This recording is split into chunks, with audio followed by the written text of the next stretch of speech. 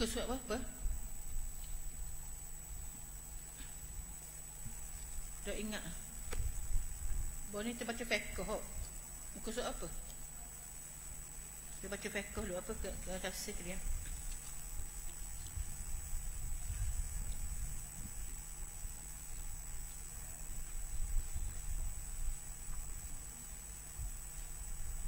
A'udzubillahi minasyaitonirrajim. Bismillahirrahmanirrahim.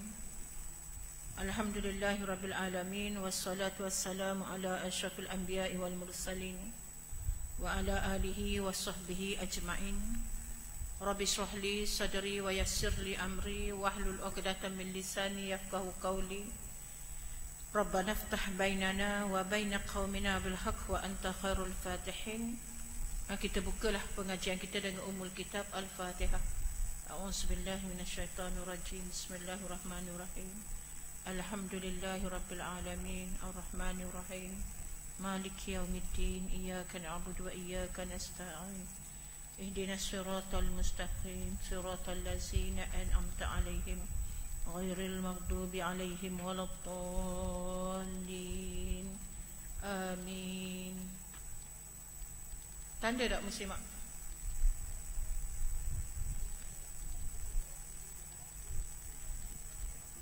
Sunat-sunat wuduk.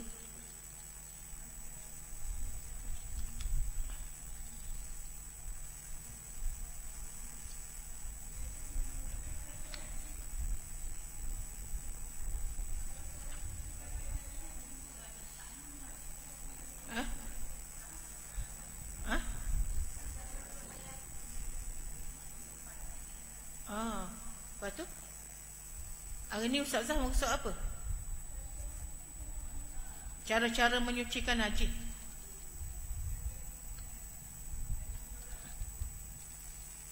Bismillahirrahmanirrahim.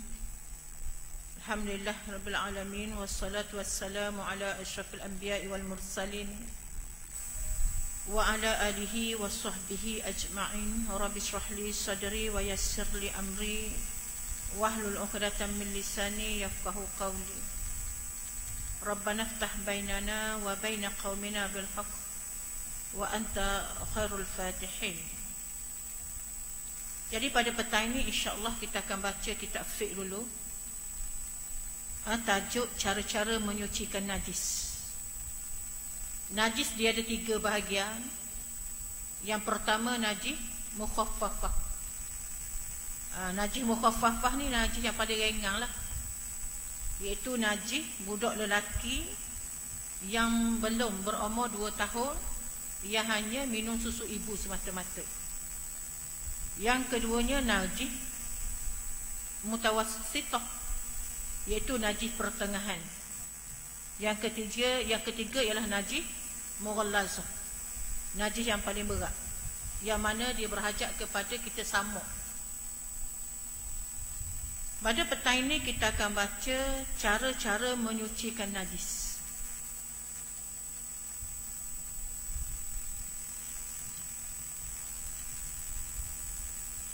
Caranya adalah berbeza-beza mengikut perbezaan najis.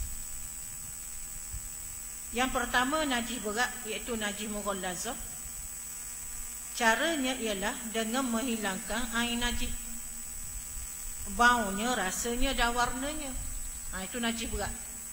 Yang pertama sekali buanglah. Buang najis. Buang bau dia, rasanya, warnanya. Kemudian tempat yang kena najis itu dibasuh dengan air mutlaq sebanyak 7 kali. 1 kali daripadanya dibasuh dengan air yang bercampur tanah. Itu cara kita nak bersih najis mughallazah, najis berat. Yang pertama sekali buang dulu air tu. Tak buang dulu, bersih dulu, maknanya buang berhabislah. Warna dia atau dia buanglah, buang dulu. Lepas tu baru mula basuh 7 kali, dengan syarat sekali di antara 7 tu mestilah ada air tanah. Itu cara dia. Yang kedua najis mutawassithah, iaitu najis pertengahan. Sekiranya najis pertengahan ini ada warna, bau dan rasanya dipanggil najis ainiyah. Kita tengok tak bau dan rasanya. dipanggil najis ainiyah. Cara mencucinya ialah dengan membuangkan najis tersebut. Kemudian dibasuh tempat yang kena najis sehingga hilang warna, bau dan rasanya.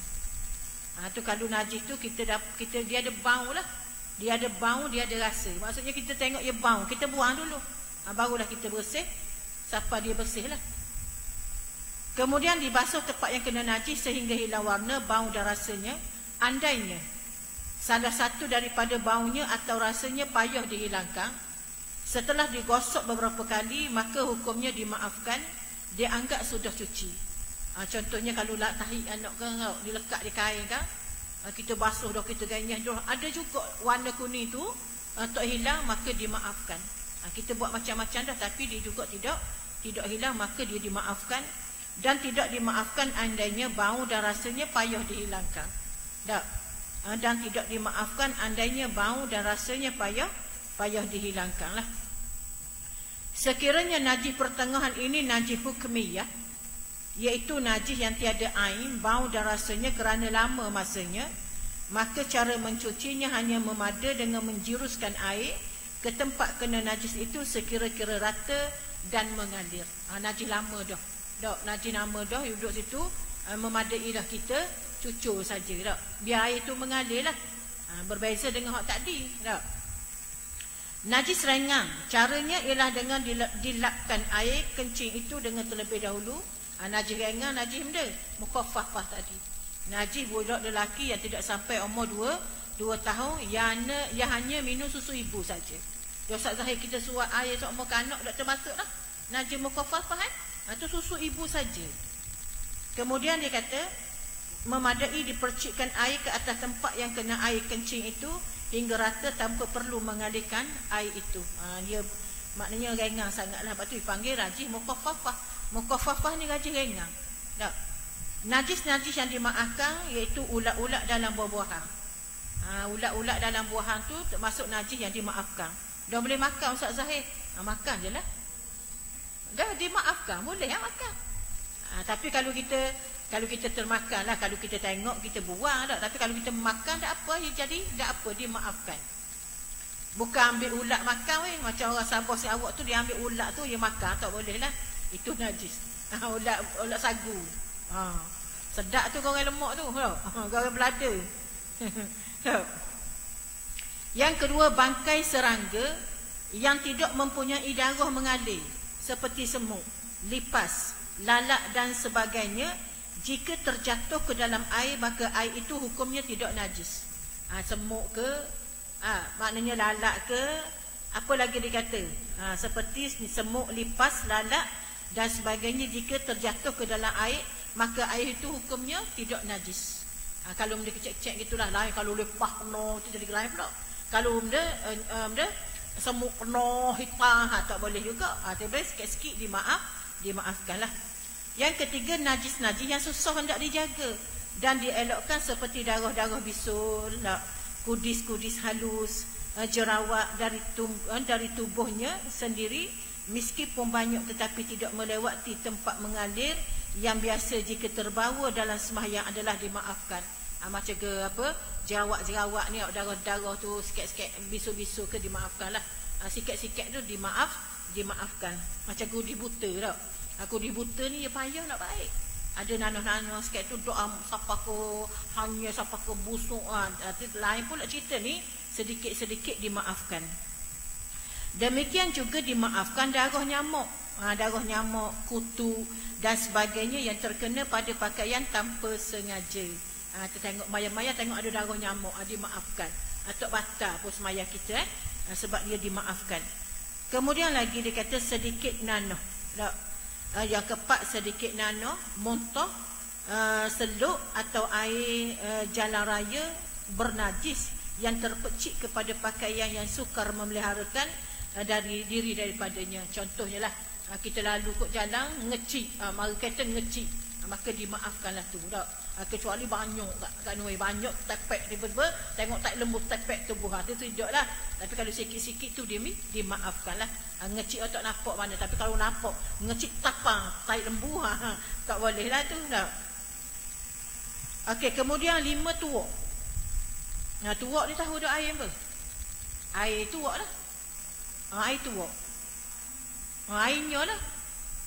Air buah anggur dan sebagainya yang menjadi arak. Tu tak boleh lah. Kemudian berubah menjadi cuka dengan sendirinya tanpa dimasukkan sesuatu ke dalamnya. Dia menjadi suci kerana zat yang memabukkan padanya telah hilang. Air tuak tu maknanya kita boleh minum air tuak tu tak najis lah. Tapi kalau air tuak yang pening tu jadi mabuk tu tak boleh lah. Kalau tuak jual biar jalan tu boleh minum. Tapi tak boleh minum ketika dia bila kita minum dia jadi pening musim habis. Tak boleh lah. Tapi dia bertukar menjadi cuka pula. Tu boleh makan. Cuka nipah, cuka tuak tu, cuka nyor tak. Okey. Menyamuk kulit bangkai. Kulit bangkai binatang selain daripada anjing, babi dan keturunan daripada keduanya sama ada yang halal dimakan ataupun tidak seperti lembu, harimau, biawak dan lain-lainnya adalah suci selepas disamuk untuk diguna pakai sahaja tetapi tidak untuk halal dimakan. Dak samuk-samuk ni dia binatang-binatang tu hak mapuh lah. Kalau hak dak mapuh, kalau hak sembelih dak payah samuk. Dia bersih gitu je faham tak? Hak disamuk ni kulit harimau, lembu, biawak dan lain-lain adalah suci selepas disamuk untuk diguna tapi nak makan tak boleh. Nak makan kulit biawak. Contohnya samuk-samuk nak makan tak boleh. Tapi untuk dibuat beg, untuk dibuat benda boleh. Macam kita beli beg kulit biawak ke, beg kulit harimau ke, boleh lah. Tapi untuk dimakan tak boleh. Kemudian dia kata ada pun tulang bangkai, bulunya dan tanduknya dihukumkan najis sekalipun disamuk. Hak lain tak boleh. Tak tanduk dia, apa dia, bulunya, tak boleh lah kalau dia mapuh. Tak boleh lah. Tak, tapi kalau kita ambil kulit dia, kita samuk, maka dia boleh kita guna.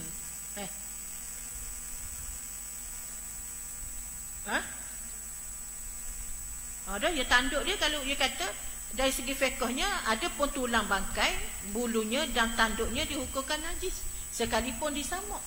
Tak boleh lah. Saya tak tahu sembelih ke tak, tapi wallah a'lam lah. Kita tak tahu hak tu. Memang kalau hak tidak, walaupun disamuk dia tetap najis lah, kecuali hak kita sembelih.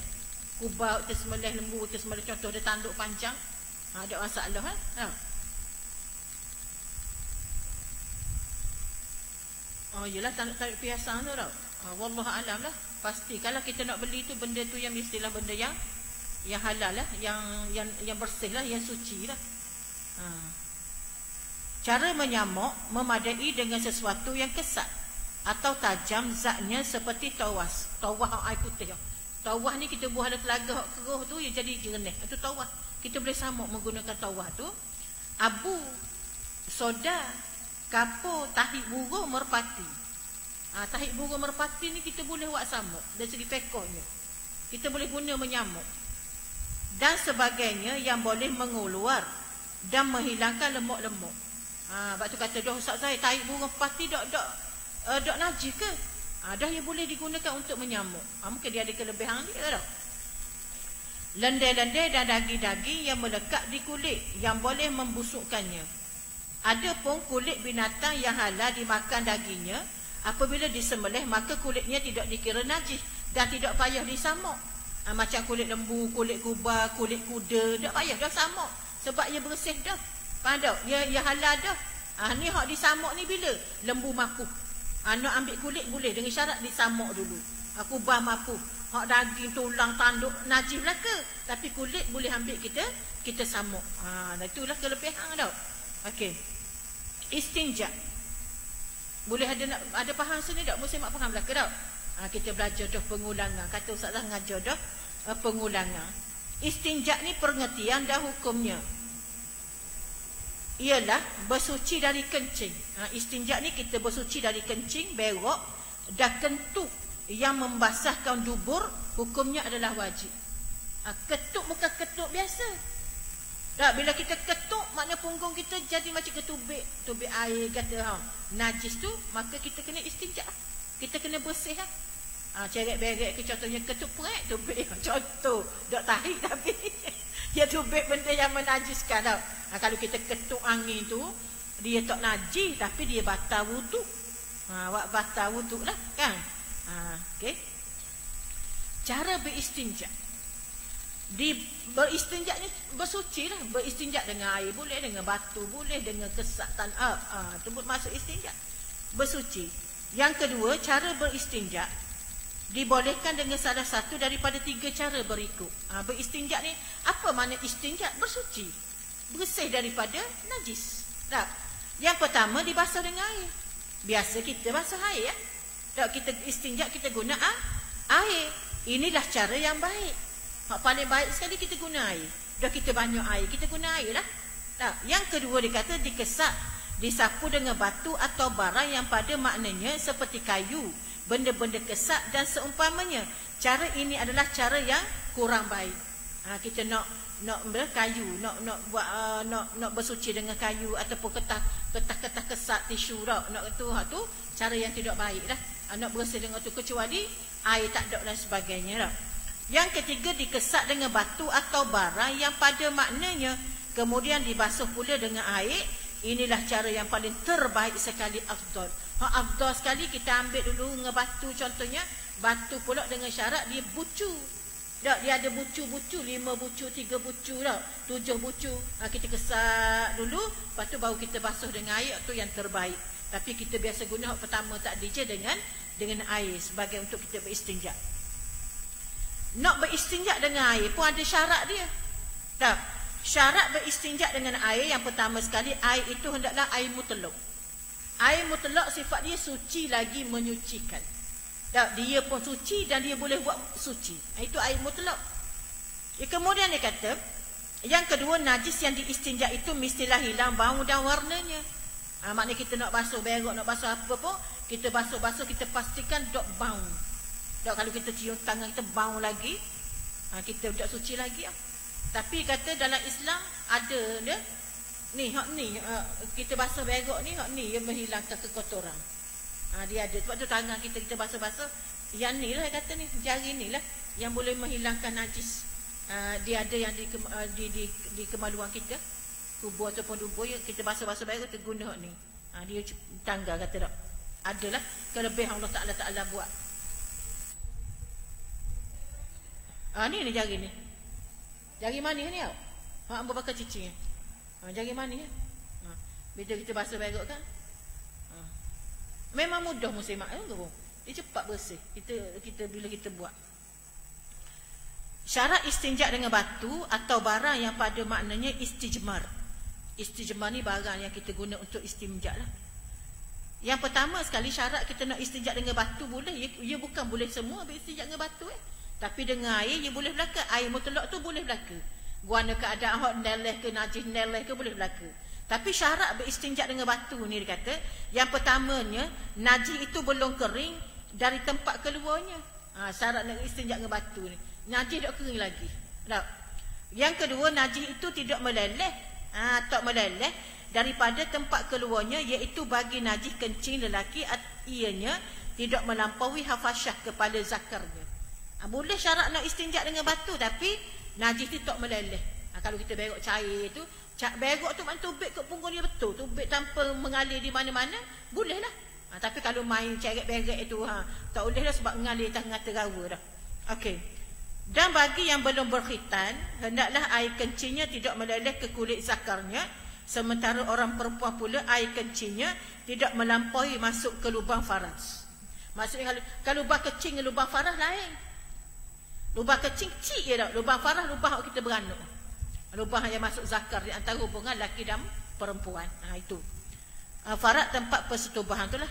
Okey, boleh faham muslimat syarat dia. Yang ketiga, hak ni kita bincang ni, duduk tempat kita tak ada masalah muslimat. Kira kita musafir ke, duduk tempat orang ke, duduk pada pasir ke, kering, betul. Dia masa tu kita berhajat kepada benda-benda ilmu macam ni. Macam kita pergi Mekah buana tak. Contohlah kata orang. Yang ketiga najis itu tidak didatangi oleh sesuatu yang lain walaupun yang suci seperti percikan air bersih. Najis itu tidak didatangi oleh sesuatu yang lain walaupun yang suci seperti percikan air bersih. Maknanya kalau najis itu tidak didatangi oleh sesuatu yang lain. Tak, maknanya najis tu mai ikut luar. Faham tak? Najis tu mai ikut luar, dia kena ke kita, itu tidak boleh kita guna. Tak. Yang ketiga, yang keempat, najis itu tidak dibasahi air atau sebagainya. Kalau najis itu kita basuh dah dengan air, dia basuh dah, tak ada kita guna batu pula boleh lah. Dia dengan syarat tu dia kata orang ketat sikitlah cara kita nak beristinja dengan batu tu. Alat beristinja itu suci. Dengan syarat alat beristinja itu suci, kering, kesat, boleh menghilangkan najis dan tidak dihormati seperti makanan, kertas-kertas yang tertulis dengannya ayat Al-Quran, hadis, nama Allah dan nama-nama yang terhormat seperti Abdullah, Ahmad dan sebagainya lah. Yang keenam, wajib dengan 3 kali sapu sama ada dengan 3 biji batu atau sebiji batu yang mempunyai 3 penjuru. Kalau batu tu bulat, kena guna sutir 3 utir. Kalau batu tu ada penjuru dah, tak apa memadai sutir pun. Abdi kau ni, buat kau ni pula, buat kau ni pula. Tapi kalau batu tu bulat, kena guna sutir 3 utir batu. Contoh macam dia khabar. Sekiranya tidak bersih dengan 3 kali, maka wajib ditambah hingga bersih. Buat 3 kali tak bersih lagi, buat 4 kali, buat 5 kali dah, ia kena ganjil lah. Sekiranya sudah bersih dengan bilangan angka genap, maka sunat ditambah menjadi bilangan ganjil. Ia tak boleh kita buat 4, kena buat 5. Ia tak boleh angka genap, ia nak angka ganjil. 3, 5, 7, 11 dan sebagainya. Tengok keadaan. Kalau tak bersih, buat lagi. Itu syarat kita beristinja dengan batu dan barang-barang lain lah. Kemudian sekiranya tiada syarat-syarat tadi, maka beristinja itu diwajibkan dengan air sahaja. Kalau kita tak menepati syarat kita bincang tadi, maka kita istinja kena basuh dengan air je lah. Muslim adab. Adab qada hajat.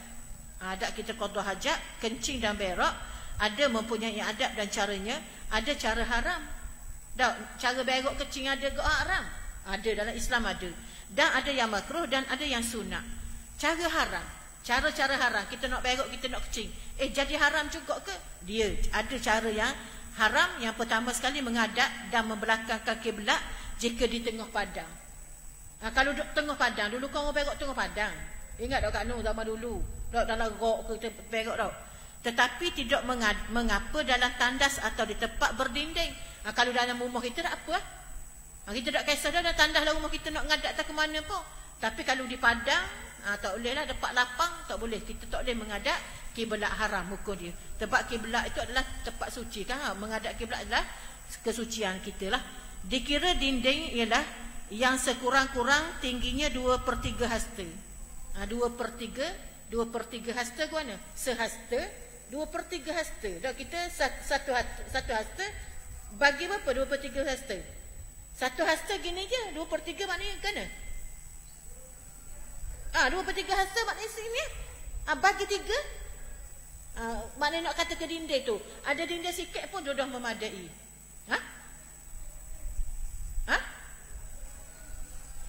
Maksudnya dah 2/3 hasta. Hasta gini ya. Dah 2/3 hasta maksudnya memadai kita duduk tu, tak nampak dah punggung kita. Gitu lah. Kemudian lagi dia kata, dalam tempat ibadat seperti masjid, surau dan sebagainya lah, ni tempat haram tempat-tempat perhatian manusia dan jalan raya, di dalam tempat kepunyaan orang lain kecuali diizinkan oleh tuannya lah. Tanah orang ibarat kata tak boleh. Di dalam lubang dan diketahui ada binatang di dalamnya, haram juga. Di atas kubur haram, di atas makanan, di atas tulang kerana ianya makanan jin.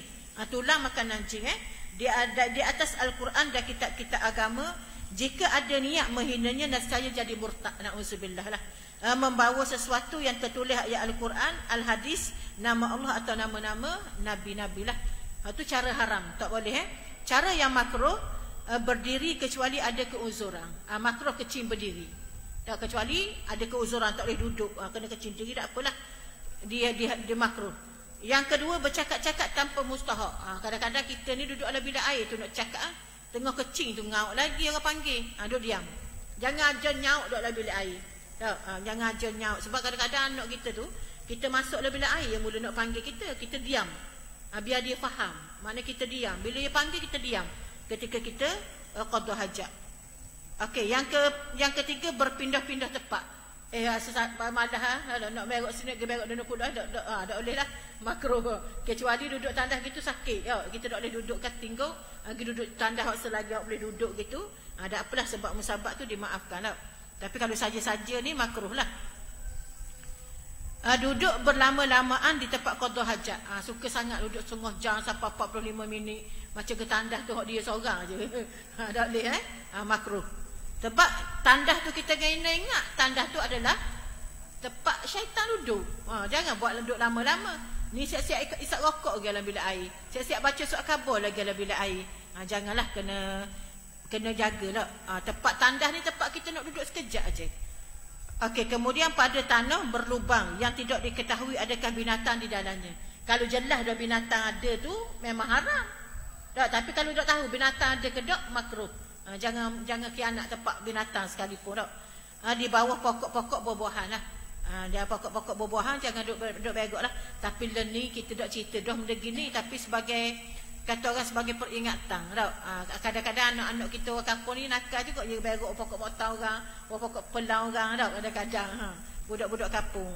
Ni kisah ni hak dulu-dulu dan ni dak dah mak dia berok ada tandas dah. Warna-warna pun uzur rumah miskin, warna-warna pun tandas dalam rumah dah ni tau. Tak itu lah. Lagi dekat dengan kubur.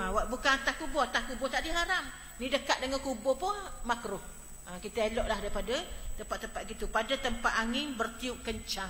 Sebab bawa najis kan tidak memberi tenteram kepada orang lain, tak boleh. Jadi cara-cara yang sunat di tempat yang dikhoskan, macam rumah kita lah, tandas atau di tempat yang berlindung dari pandangan orang. Ada apalah. Okey.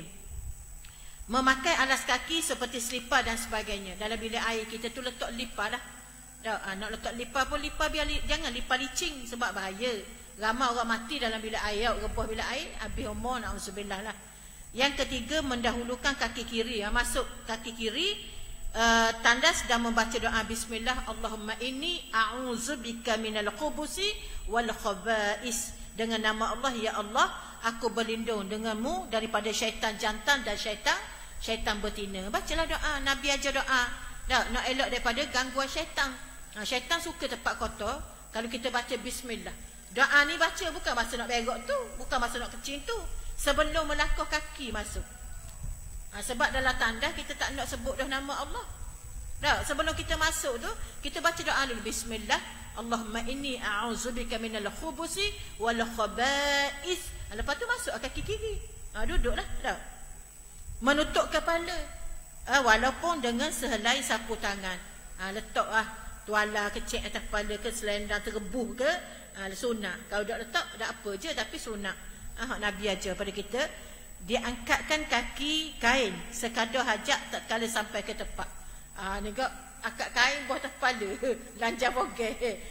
Sunat kita angkat kain sekadarnya, dah kita ada tu, kita angkat nak kecil je lah. Negak habis buang kain lanjar terus senang. Itu makruh pula kalau lanjar. Mandi lanjar boleh tak? Makruh. Tak haram, makruh. Haram bila mandi depan siapa? Depan orang lain. Kalau mandi depan tok lelaki tak haram. Lanjar depan tok lelaki boleh. Depan tok lelaki halal belaka. Itu istimewanya suami. Istimewanya hubungan suami isteri. Orang kecil-kecil ni dok kahwin yang tidak arwah dak. Dalam Islam tak apa belaka. Nisaukum harusul lakum. Allah Taala kata, perempuan kamu ni tenggala bagi kamu. Bayangkanlah. Ibarat kata makin ke tanah gala boleh buat belaka. Tok lelaki boleh buat belaka ke kita, kecuali jangan buat melalui belakang, haram. Walaupun suami kita ada setengah tu sahih tok laki kita minta nak buat kot belakang, boleh ke tak? Tok laki ke tak boleh, haram. Buat kot belakang, kot punggung, hok tubik tahi tu, haram. Biasa orang liwat kot tu lah. Orang lelaki liwat. Tuduhan liwat tu, dia buat kot punggung itu lah. Nak buat kot depan, nak buat kot mana? Nak masuk kot mana? Golok sama golok nak masuk kot mana? Ke mana kat mana kita? Dia bahang kot punggung. Itulah kejahatan manusia melampau. Sebab itulah orang yang homoseksual ni Allah Ta'ala laknat dia tak. Allah Ta'ala laknat duduk patak lauk. Patak lauk merah.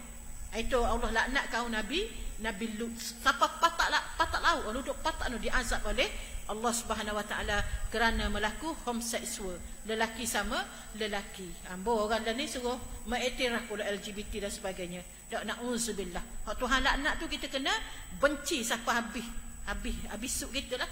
Kalau kita suka cenderung pun tak boleh dah orang zalim ni. Jangan. Kemudian lagi duduk bertinggung di sebelah kiri. dengan meletakkan punggung di atas tumit kiri. Susah ni nak buat ni kalau orang uzur-uzur macam kita ni. Cik-cik boleh tau.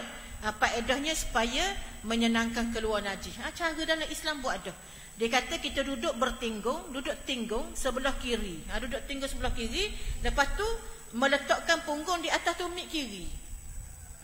Letak punggung di atas tumit kiri. Maknanya cara mudah. Kalau orang payah nak berok, cuba duduk gitu lah. Tapi saya kita ni tak larat dah nak duduk gitu. Dah. Dah ya, maksudnya kita pun berok pun atas tandas tu. Maknanya hak tu hak sunat. Kalau kita boleh usahakan, insya-Allah lah. Dah. Yang ketujuh, istibrak, selepas kencing untuk mengetus air kencing. Istibrak ni kita berdahem tu lah. Dah, sama ada dengan berdahem atau sebagainya mengikut keadaan yang sesuai bagi seseorang supaya air kencingnya habis keluar dari salurannya. Istibrak ni maknanya kita sunatkan kita berdahem 3 kali ataupun kita bangun jalan. Kita rasa air kecil kita tak lawa, kita bangun kejap kita jalan, kita duduk balik, tengok air kecil kita akan mengalir balik. Tu kadang-kadang gitulah sunat kita beristibrak. Bukan wajib berdahem ni bukan wajib pun. Dia sunat sahaja. Labuhkan kain sebelum berdiri. Sebelum kita bangun tu jatuh dulu kain. Sunat. Yang ke-9, mendahulukan kaki kanan ketika keluar tandas dan membaca doa ghufranak alhamdulillahillazi azhaba annil aza wa afani. Keampunanmu ya Allah, segala kepujian bagi Allah yang menghilangkan kesakitan daripadaku dan memberikan daku sihat afiat.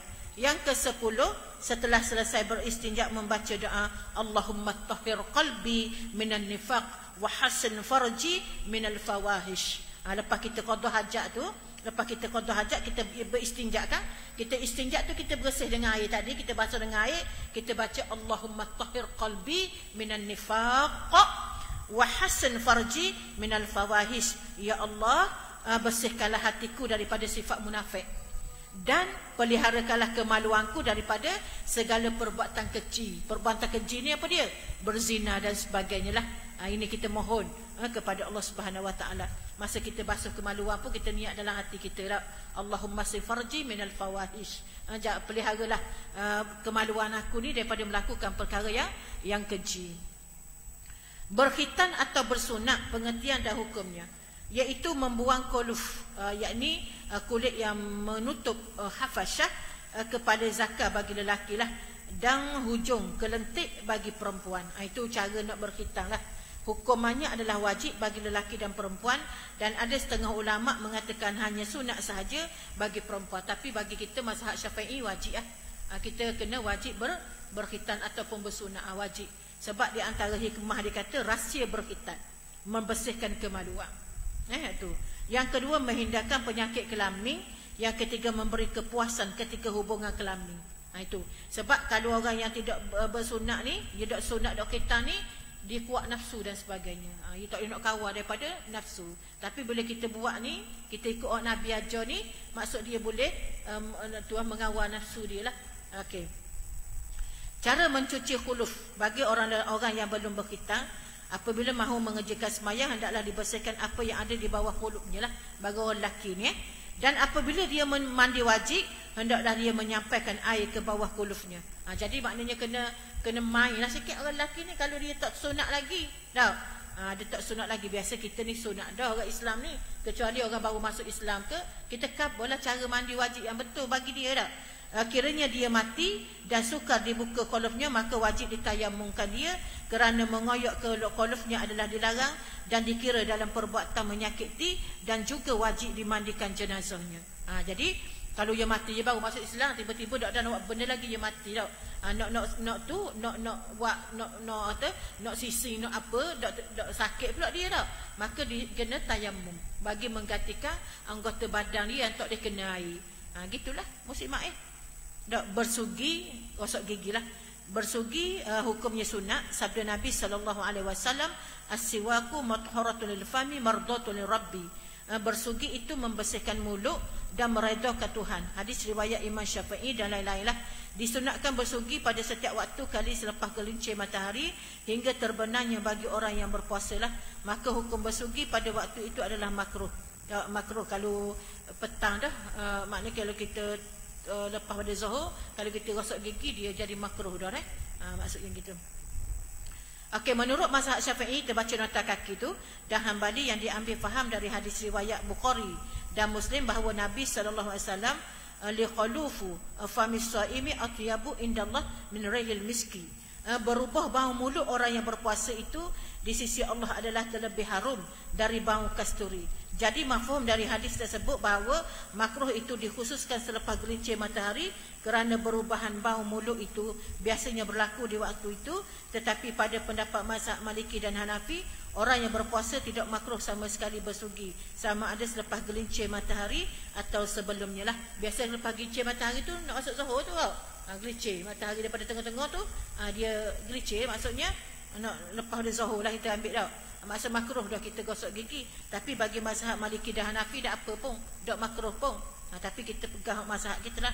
Pendapat itu adalah didasarkan kepada makna umum hadis laula an asyqa ala ummati la amartuhum bisiwaki inda kulli salatin wa fi riwayatin li Ahmad la amartukum bisiwaki kullu ma'a kulli wudu'in. Sekiranya tidak memberatkan atas umatku, nescaya aku perintahkan mereka bersugi pada setiap kali sembahyang lah. Menurut riwayat Imam Ahmad, nescaya aku perintahkan mereka bersugi berserta setiap kali berwuduk. Maksudnya sunat bagi kita kalau setiap kali nak sembahyang tu kita gosok gigi. Sunat laula ana asyqa ala ummati, Nabi kata tidak, sekiranya tidak menjadi keberatan kepada umatku, maknanya hendaklah dia gosok gigi sokmo, bersugi sokmo sebelum dia menunaikan solat fardu. Bagi dia bila nak gosok ni sebelum berwuduk. Sebelum berwuduk gosok-gosok gigi, lepas tu berwuduk, lepas tu tunaikan solat. Kemudian lagi dia kata, kita sambung lagi, bersugi lebih diutamakan pada waktu-waktu berikut. Yang pertama, permulaan berwuduk. Cara kita nak gosok gigi bila ketika hendak mengerjakan sembahyang, waktunya sebelum qomat. Sekiranya kita ada wuduk dah, kita nak sembahyang sebelum ada wuduk dah, kita dah makan benda-benda pun sunat juga kita gosok gigi bersugi. Biasa bahasa sahabat-sahabat ni bersugi gosok tu dengan kayu sugi itulah. Dah ada semua dengan dia kan. Ketika berubah bau mulut, keempat ketika gigi menjadi kuning, kelima tatkala bangun daripada tidur. Bangun daripada tidur tu sunat kita gosok gigi dulu tatkala hendak tidur atau jimat. Maksud sebelum tidur tu kita bersihkan gigi kita dulu. Sebab kalau ada makanan lekat-lekat celah gigi ni, dia bakteria mudah gosok gigi Sebab tu kita disunatkan gosok gigi sebelum tidur lah. Lain-lain kebersihan yang disunatkan, mengerat kuku, menggunting misai, mencabut bulu ketiak, mencukur bulu ari-ari kemaluan. Sebab apa dia kata panggil mencabut bulu ketiak? Cabut boleh je cabut tau. Tapi tak cakap cabut kita pakai cukur gitu je tau. Wuduk atau air sembahyang. Berwuduk hukumnya wajib bagi orang yang hendak mengerjakan ibadat sembahyang, tawaf dan lain-lain ibadat. Yang disyaratkan ada wuduk lah. Sementara diri sentiasa berwuduk hukumnya adalah sunat. Kalau kita sentiasa berwuduk, sunat lah, kerana ianya merupakan kebersihan maknawi yang sayugia diamalkan oleh setiap orang Muslim yang mahu keuntungan dunia dan akhirat. Kelebihan bila birabah gitu lah, dia berwuduk semua dah. Sehingga kan Nabi dengar tapak kaki dia dalam syurga. Bila birabah ni dia tak termasuk 10 orang sahabat yang dijanji syurga. Tapi Nabi kata aku dengar tapak kakimu dalam syurga. Apa kelebihan? Dia sentiasa berwuduk dan solat sunat wuduk. Kita ni nak berwuduk payah, apa lagi nak solat sunat wuduk. Allahu akbar. Subhanallah.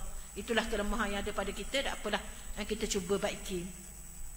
Syarat-syarat sah wuduk. Kita baca sikit lagi lah, sebab kita nak baca tafsir sikit sebelum asar. Syarat-syarat sah wuduk beragama Islam. Orang kafir sah tak berwuduk? Tak sah lah. Tak. Yang kedua, memayyiz. Apa memayyiz? Iaitu kanak-kanak yang dapat membezakan di antara bersih dan kotor, buruk dan baik, pandai makan dan minum sendiri, dan boleh beristinja sendiri. Itu memayyiz. Tak. Kalau tak memayyiz tu tak sah wuduk dia. Budak-budak kecil tak sah wuduk. Tak. Yang ketiga, suci daripada haid dan nifas. Sebab tu kata Ustaz Zahir, kita biasa berwuduk. Kalau kita dalam haid, dalam nifas, kita nak wuduk boleh tak? Tak payah. Tak payah berwuduk. Kita dalam haid dan dalam nifas. Tiada sesuatu yang menghalang sampai air kepada anggota wuduk seperti getah, lilin, minyak, beku dan duri yang kalau dicabut ada lubangnya. Kalau duri masuk dalam tangan kita, bila kita cabut ada lubang, maksudnya kita kena buang dulu duri tu sebelum berwuduk. Tidak sah wuduk kita. Macam kita masuk tu lah. Masuk jarum tu kan. Tak, kita pakai plaster tu. Kalau kita buang plaster pun, jarum tu ada lagi. Bila kita buang, ia nampak tak berlubang. Jadi maksudnya, ketika itu kalau kita tak mau buang betul-betul, kita ambil air semayang, buang belaka. Tapi kalau kita tak mau buang belaka, kita kena bertayamum. Ganti anggota wuduk yang tidak boleh kena air. Jangan buat barang muslimat. Ramai orang tak. Orang kata orang lalu air saja. Tak sah lalu air saja. Lalu air saja mesti kena bertayamum sekali. Ganti anggota wuduk yang tidak kena air. Jangan buat mudah ramai buat mudah Ustaz Zahid dengar. Sah. Memang kata sah Ustaz Zahid. Betul sah. Tak sah. Tak sah. Tak sah. Tiada di anggota wuduk itu sesuatu benda yang boleh mengubahkan sifat air seperti dakwat, bedok yang tebal, cendana, koma-koma dan sebagainya lah. Sebab tu bedok orang kering apa kita pakai tu pastikanlah pastikan dia meresap air. Kita sah dulu. Basuh dulu muka. Basuh dulu muka. Tapi make up kita ni duk tebal mana kita pakai bedok-bedok gitu je. Bagi orang pakai benda bersih apa-apa tu kena betul lah. Ni kok wuduk dah nampak tapi muka putih tepu lagi. Macam pakai krim lagi. Iaitu dia bimbang menutup pinggang tak sah. Sebab tu kena hati-hati tau. Tu tengok orang gimana-mana kita semayang, tengok orang muka macam ke dok rata air dok. Nampak macam bedok tebal lagi muka ni. Tak sah. Tak sah. Bila wuduk tak sah, semayang teruk lagi. Tak sah. Tak. Okey, kemudian mengetahui fardu wuduk dah. Sah syarat wuduk, mengetahui fardu wuduk. Fardu wuduk ada berapa? Fardu wuduk ada berapa? 6. Yang pertama benda niat. Yang kedua muka. Yang ketiga basuh tangan, sapu kepala, basuh kaki, tertib. Anggota wuduk ada berapa? Anggota wuduk apa? Anggota wuduk ada 4. Muka, tangan, kepala, kaki. Kena ajar wuduk pasti ni. Ustaz Zawak lagu kita budak-budak senang nak ingat. Ingat anggota wuduk ada 4 je. Ingat tu. Anggota tayamum 2. Muka dengan 2 tangan. Ingat molek. Jangan tukar pula. Dia kata telinga Ustaz Zah. Telinga bukan anggota wuduk tapi sunat dibasuh. Okey. Yang ke-7 mengambil wuduk dengan air mutlak. Air mutlak, air suci lagi menyucikan. Meratakan air kepada seluruh anggota wuduk. Makna ambil air wuduk tu kena. Kena betul-betul lah. Biasa tangan ni Ustaz Zah perhati ramai tak kena. Sebab tu ia sunat melebihkan. Lebih pada siku ni sebab apa? Sebab kita perhati tengok orang ambil air semayang siapa sini dah kena modek siku. Ada sah. Sebab tu kena perhati betul. Sebab tu lah kita kena belajar. Kalau tak belajar mudah sangat ambil mudah dalam perkara ni. Dah kalau wuduk pun tak sah, dah semayang tak ada benda. Rupa-rupanya Tuhan kata mu ambil wuduk tak sah dah. Sebab apa? Semayang lama dah ni tapi ditolak. Rupa-rupanya wuduk tak sah. Sebab apa? Sebab gaduh, tak berhati, tak belajar, tak ambil berat. Itulah kita kena belajar. Ilmu ni walaupun belajar semua, tapi rasa makin belajar makin dah ingat belajar dah. Sebab tu kita kena ulang balik. Okey.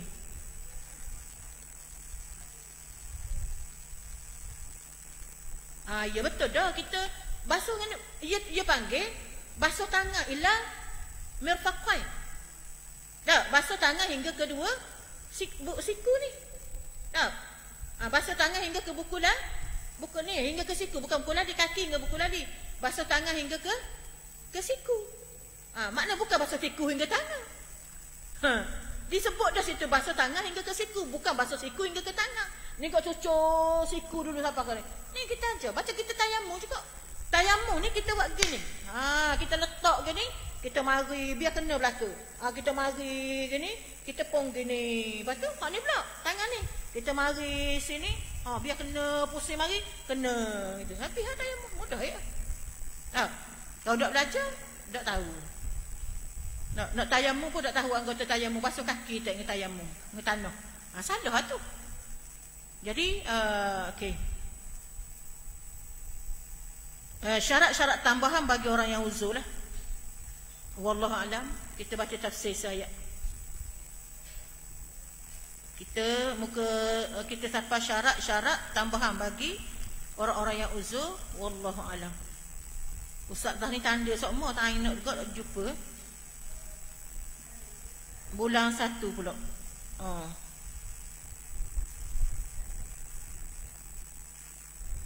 Tanda semua, tanda banyak, mengajar banyak. Esok Masjid Banggur pula mengajar solat dengan Al-Muq. Ayat Quran hak mana dah ingat dah.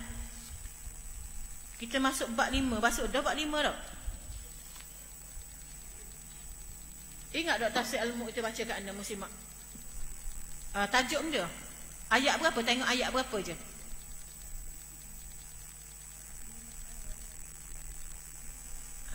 Ayat berapa?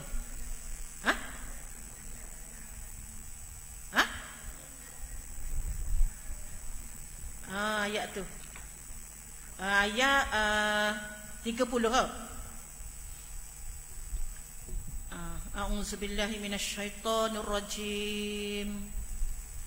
Innal ladzina amanu wa 'amilus solihat inna la nudhi'u ajra man ahsana 'amala. Allah Ta'ala berfirman, innal ladzina amanu, sesungguhnya mereka yang beriman, amanu, mereka yang beriman, wa 'amilus solihat, dan beramal soleh, inna la nudhi'u ajra man ahsana 'amala. Tentulah kami tidak akan mensia-siakan pahala orang yang mengerjakan amalannya dengan baik. Allah Ta'ala kata, Allah Ta'ala ni tidak akan mensia-siakan pahala orang yang melakukan amal kebaikan. Muslimat jangan susah hati, jangan berkira nak buat amal kebaikan. Sebab apa? Sebab Allah Ta'ala tak sia-siakan. Allah Ta'ala akan bagi balasan. Sekecil mana pun kebaikan yang kita buat, tetap akan ada balasan. Dan Allah Ta'ala sebut mana? فَمَنْ يَعْمَلْ مِثْقَالَ ذَرَّةٍ خَيْرًا يَرَهُ وَمَنْ يَعْمَلْ مِثْقَالَ ذَرَّةٍ شَرًّا يَرَهُ.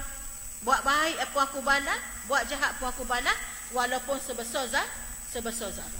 Sebab itulah Allah Ta'ala sebut juga di antara orang yang tidak rugi ialah orang yang beriman dan beramal soleh, berpesan-pesan dengan kebenaran, berpesan-pesan dengan kesabaran. Tak rugi orang beramal, tak rugi muslimat mari sejid, tak rugi muslimat baca Quran, tak rugi bersedekah, tak rugi senyum. Senyum pun dapat pahala.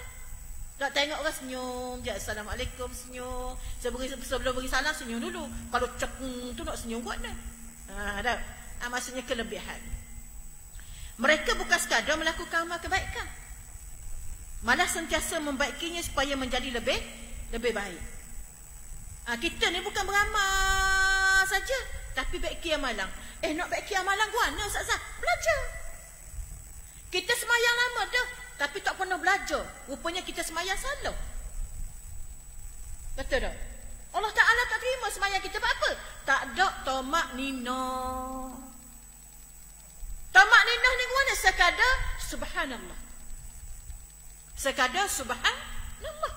Tapi kita bangun, tak ada tertib, tak ada tomak nina, tidak sah semayang kita. Sebab tu kita kena betul-betul muslimat.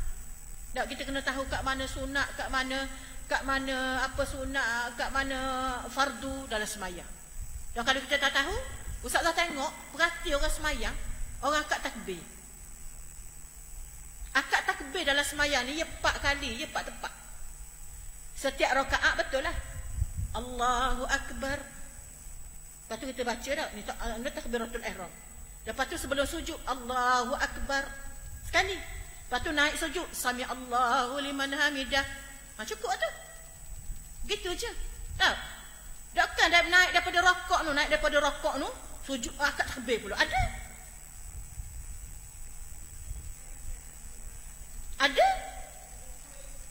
Rakaat bangun daripada tahiyat awal. Bangun daripada tahiyat awal, Allahu Akbar. Sebab tu kata Ustazah perhati ramai lagi orang buat salah. Lepas tu ada doa akad. Dak akad tak boleh pahala lah. Tak ada akad. Tu nak royak kita tak belajar.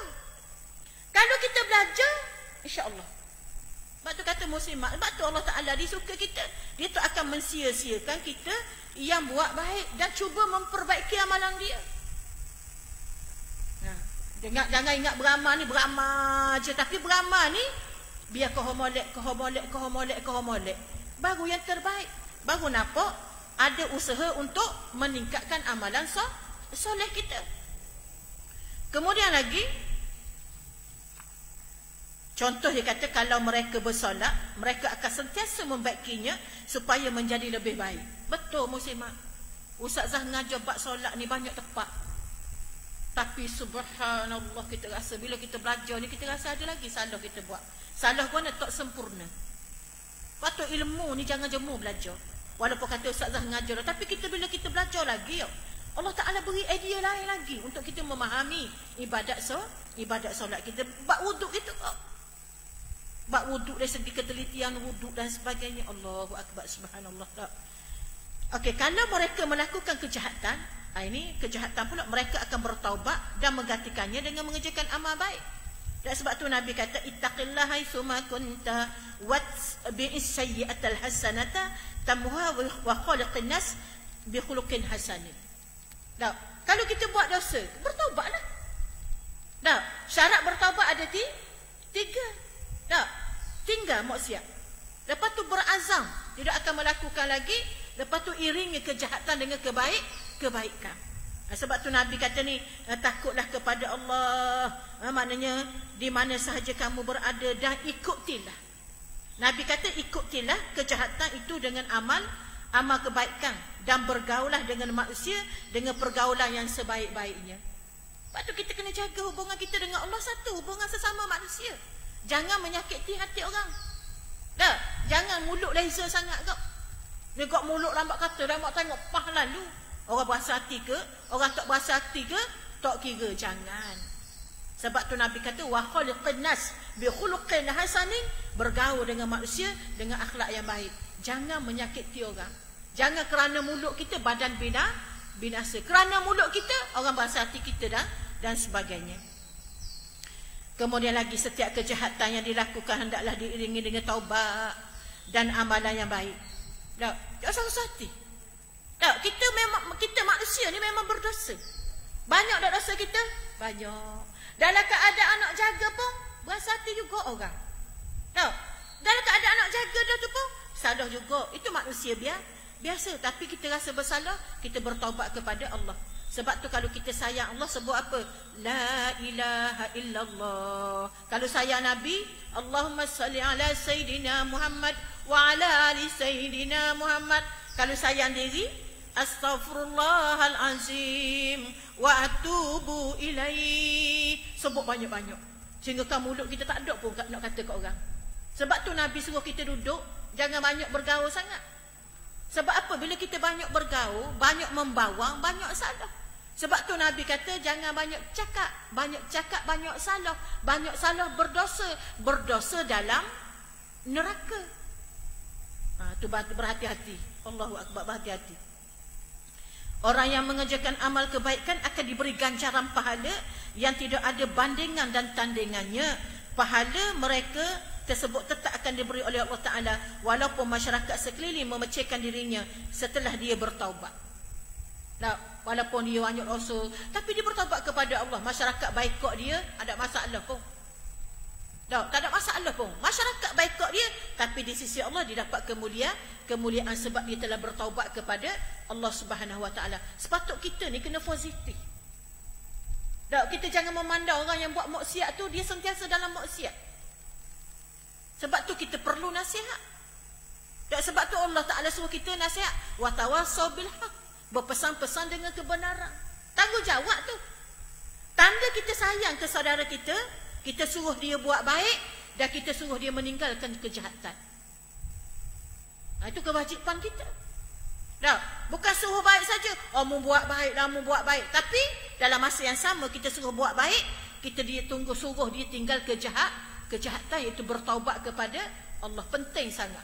Penting sangat. Jangan kita baikot orang buat kejahatan, tapi kita mendekati mereka supaya mereka kembali bertaubat kepada Allah. Apalagi dia anak-anak kita, dia sanak-saudara kita.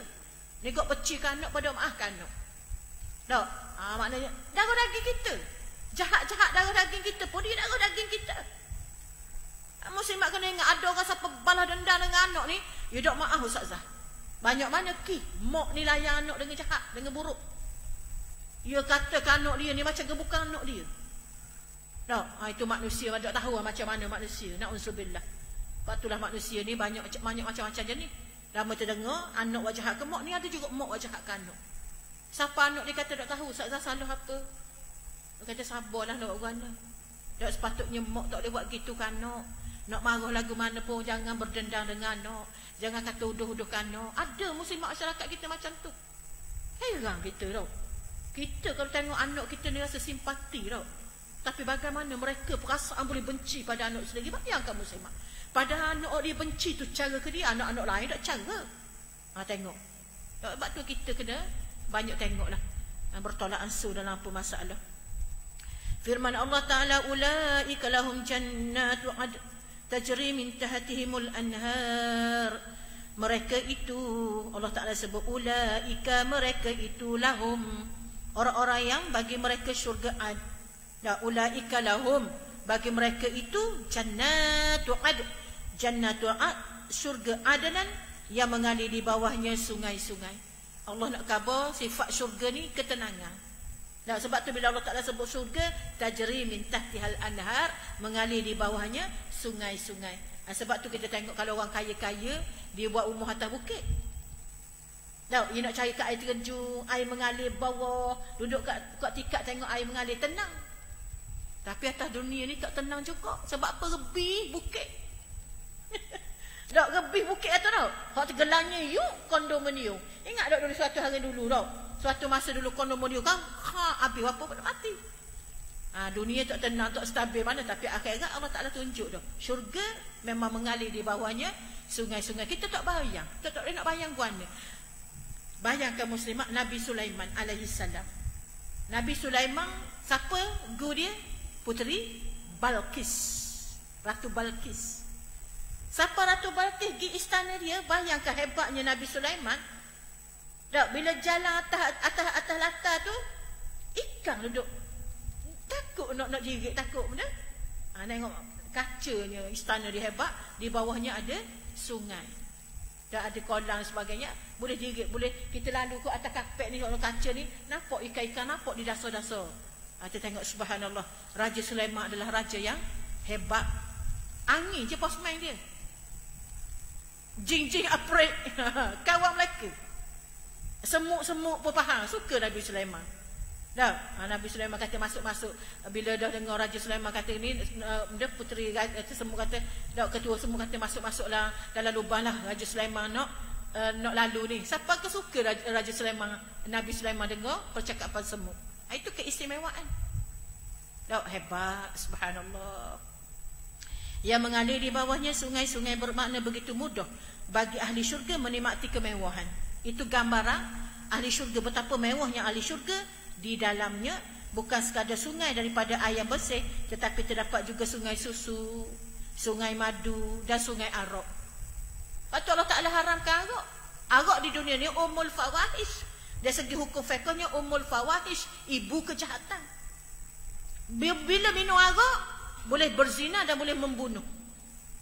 Sebab tu arak ni haram. Kiasan daripada benda yang memabukkan adalah hukum dia haram. Sebab tu lah tak boleh minum, makan pil kuda, tak boleh makan dadah. Itu sebab apa? Dia ambil kaedah kullu muskirun haramun. Setiap benda yang memabukkan adalah haram. Jadi hukum dia haram. Daun ketung. Daun ketung tu orang kata boleh buat bak, tapi daun ketung capur bak nyamuk, capur gok jadi gila otak mereng. Ketagih. Memang orang kata daun ketung buat ubat, orang kata daun ketung panah. Tapi setakat mana panah, setakat mana wallahualam saya tak berasa lagi. Tapi manusia ni dia salah guna. Arak di syurga tidak sama seperti arak di dunia ini. Arak di dunia haram. Tanah arak haram, proses arak haram, makna kita menyokong orang nak arak pun haram. Semua melibatkan arak haram. Tak boleh ada kompromi pun dengan orang nak buat arak. Sebut arak je, akad ke, hidang ke, jual ke, kerja ke di kilang tu, semua haram. Besarnya dosa arak ni. Na'udzubillah. Tapi dia kata tidak memabukkan, sungai-sungai tersebut tidak pernah kering. Walaupun ramai penghuni syurga yang mengambil airnya pada setiap hari, seolah-olah macam air Zam-Zam lah. Air Zam-Zam Nabi mana? Air Zam-Zam Nabi mana? Nabi Ismail. Tubik di bawah tapak kaki dia, duk henyak-henyak tubik air. Tak. Sampai sekarang itu pernah tak pernah kering. Bayangkan. Hebatnya kuasa Allah Subhanahu wa ta'ala. Sebab tu kalau kita mikir, kalau kita ada akal kita ni, kalau kita mikir banyak, kita sebut sama Astaghfirullahalazim, Subhanallah, Alhamdulillah. Tak duk pun pok-pek mulut tak puas hati semua. Kita ni banyak tak puas hati. Betul tak muslimat? Tak syukur. Tak syukur. Tuhan beri sihat pun tak syukur. Tak Tuhan beri sakit lagi lah tak syukur. Sakit weh hamba tak boleh pergi sejik sakit. Dah. Kalau sihat tak apa masa tua hamba pergi sejik. Susuk tua dah sihat tabuk. Tak apa masa hamba kerja ni hamba dah kat masa hamba peceng, hamba nak pergi ikut kuliah Ustazah Nazila. Peceng kat pergi sakit lutut tak boleh nak gerak setabuk. Kau dak mari. Sebab itulah jangan bertangguh untuk buat amal tepat akan datang kita dak tahu warna nasib kita dan warna keadaan kita.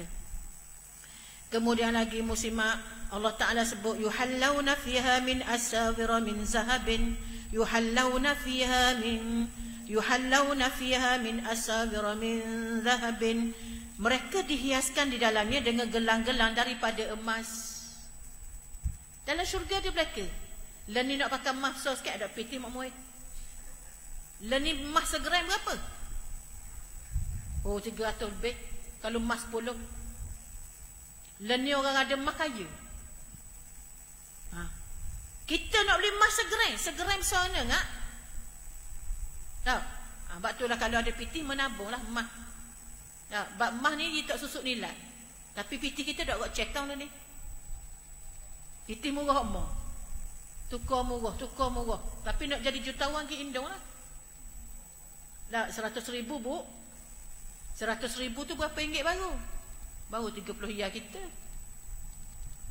1 juta. 1 juta berapa? Baru 300. Dah biasa nilai kita pun nak jadi gitu. Kat ni wow. Mai jatuh mau mata wang ni. Okey, sikit lagi.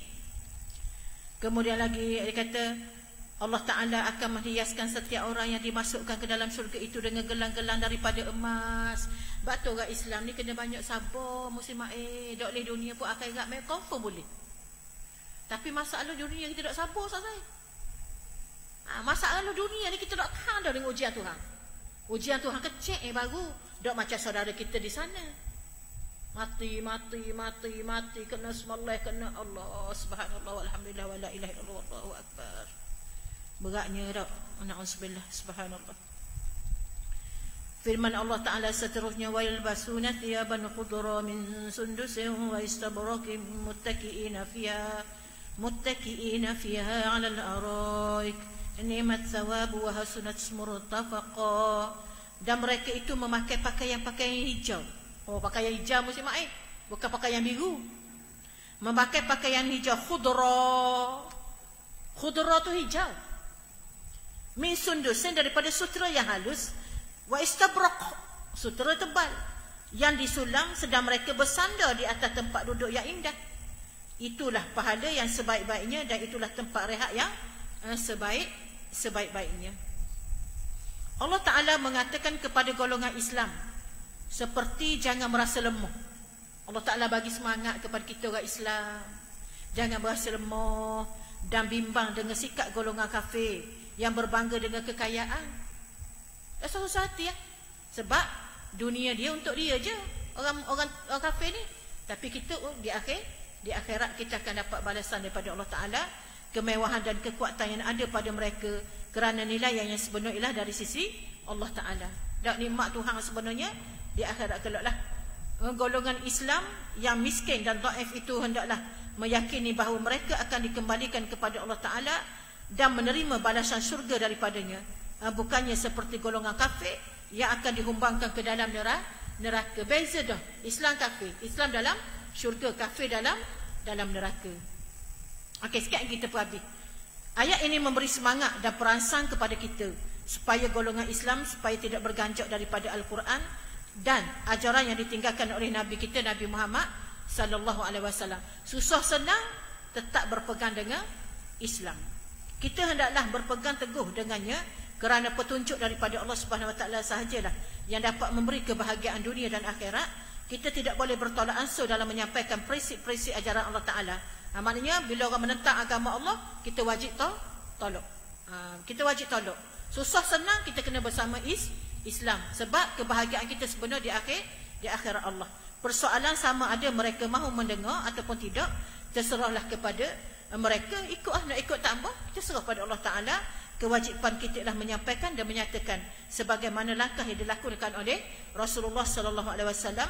Apabila golongan kafir itu melihat pengikut-pengikut Islam semakin bertambah, mereka menyebarkan fitnah terhadap Rasulullah. La tusaddiquh innama yad'ukum ila ad-dalal. Janganlah kamu membenarkannya, sesungguhnya dia Muhammad menyeru kamu kepada kesesatan. Ini fitnah. Fitnah mereka kepada Rasulullah. Sebab tu orang nak bawa Islam ni memang gitu sunnah dia. Memang akan ditentang, dikata dan disekat dan sebagainya. Itu adalah sunnatullah. Mereka juga mengatakan bahawa dengan sebab Rasulullah sallallahu alaihi wasallam orang ramai menjadi keliru, dan dengan sebab Rasulullah sallallahu alaihi wasallam jugalah orang ramai berkelahi dan berbalah di antara satu sama lain.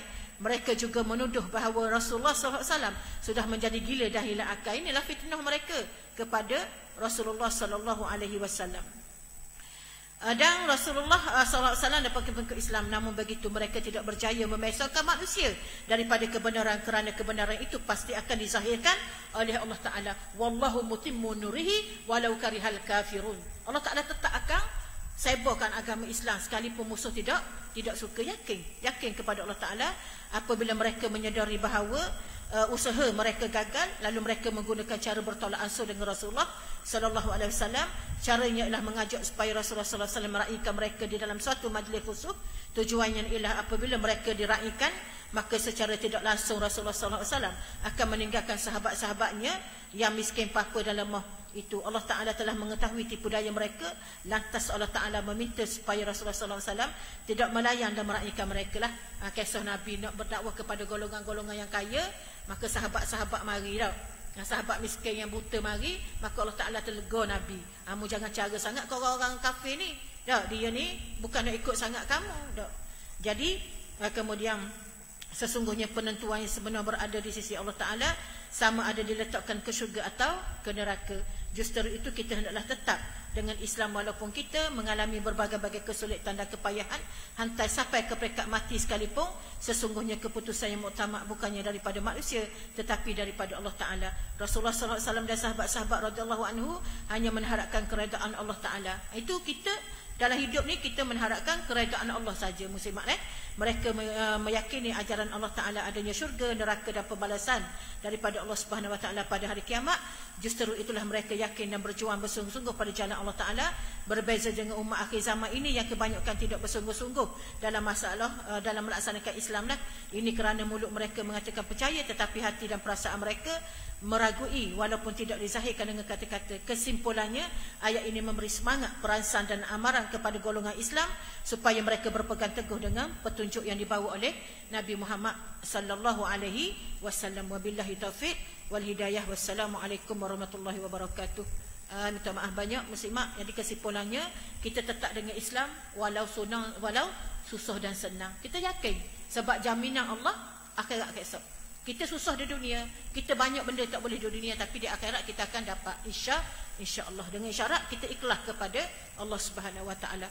Minta maaf banyaklah kita tak boleh nak buka soalan. Muslimin pun mari dah no. Jadi yang baik itu datang daripada Allah Subhanahu Wa Taala. Yang lemah itu adalah daripada ustazah sendiri. Wabillahi taufiq wal hidayah. Wassalamualaikum warahmatullahi wabarakatuh. Kita tutuplah majlis kita, kuliah kita dengan tasbih kafarah dan suratul Asr. Subhanakallahumma wa bihamdik asyhadu an la ilaha illa anta astaghfiruka wa atubu ilaik. Bismillahirrahmanirrahim. Wal 'asr innal insana lafi khusr illa allazina amanu wa 'amilus solihat wa tawasaw bil haqq wa tawasaw bis sabr. Assalamualaikum warahmatullahi wabarakatuh.